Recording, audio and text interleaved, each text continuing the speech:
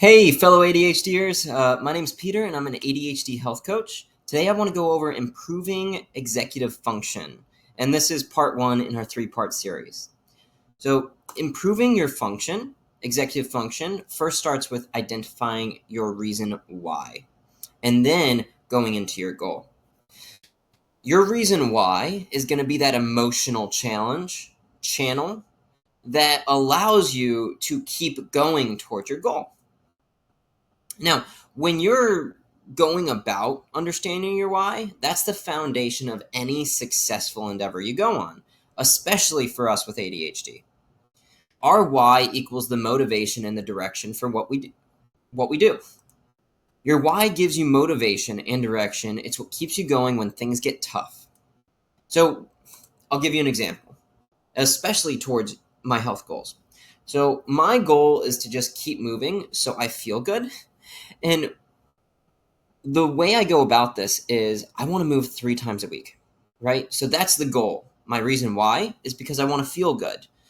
Movement allows me to focus better and feel better overall. I feel like shit when I'm not moving, right? And us people with ADHD, a lot of the time our mind is going on a lot. And when we're able to move our body, it helps it catch up. Plus, it releases those neurotransmitters that help us feel good that we usually lack. It also helps reduce stress and be more present. So the way I go about this is I like to rock climb, and that's my habit at the moment. It's rock climbing. The goal is to exercise 3 times a week. It does not have to be rock climbing, but rock climbing is my main way of doing it. I also use running as a side thing. So I go for rock climbing 3 times a week, roughly an hour and a half to 2 hours. No, you don't have to exercise that long. That's just what I do. It helps reduce my stress and get some much needed energy out. Plus, they change the walls every 4 weeks, which allows it to be a little bit more entertaining. I am a personal trainer in person as well, so it allows me to have a different scene. Okay, so enough about me on that. When you are setting your goal, make it reasonable. It's very easy to go big or go home, but when you have a clear why, you are able to set the goal to be helpful for you. If your goal is to work out 7 days a week and you weren't doing anything at all, that is not going to be helpful because you're going to end up getting discouraged and not even going for it. And now your why, you feel like you're not accomplishing anything or anything towards it, right? So the goal provides structure, especially when it's reasonable. Some steps of going about goal setting is starting with your big picture and then break it into smaller steps. So big picture, one of my goals was to be able to compete in a top rope competition.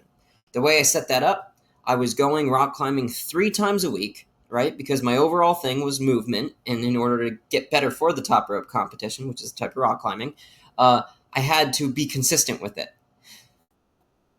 So I broke it down into, okay, I'm going to rock climb Monday, Wednesday, Friday.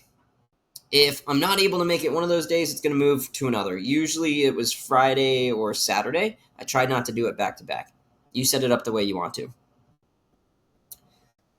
Now, you can start small and be like, okay, I'm going to spend 30 minutes on the rock climbing portion and then 15 minutes on weight training. I like to warm up for 15 minutes, so I did 15 minutes of that and then usually about an hour of the rock climbing. This allowed me to stay on track.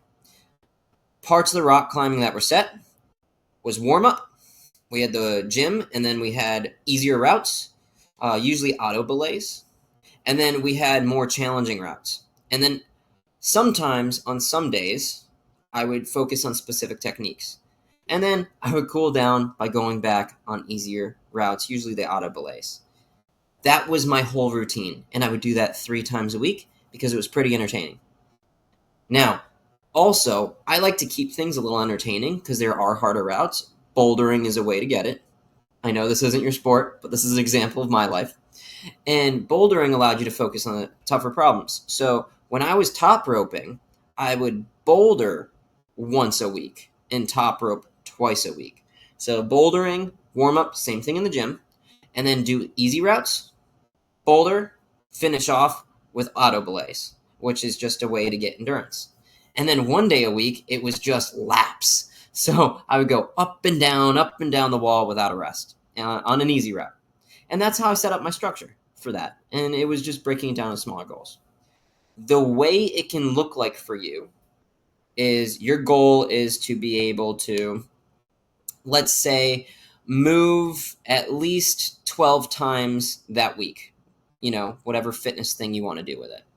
And that can be broken down into 3 times per week. And you set it up with maybe a game plan on how you get in the gym, or it's just simply by walking.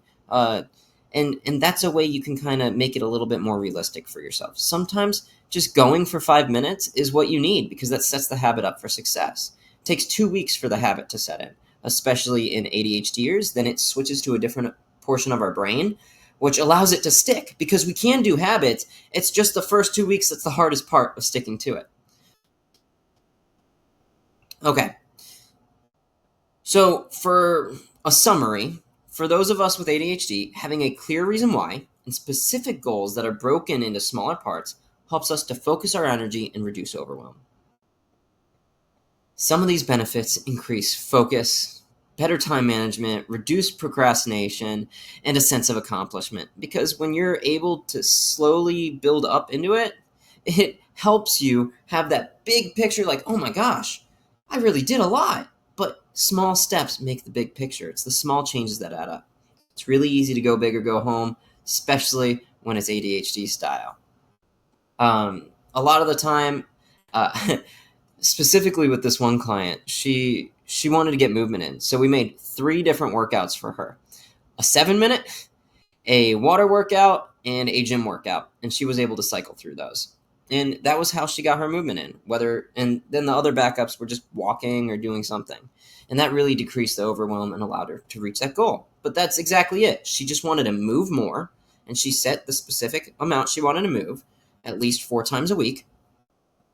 And she wanted to overall lose weight, but the moving more allowed that to happen. So her reason why was she wanted to feel healthier, and the goal was to lose weight. The way she was going to go about it was work out 4 times a week and eat a little bit better.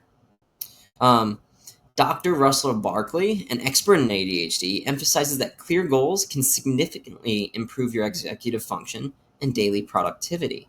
And that's the thing we want to do. So using this going forward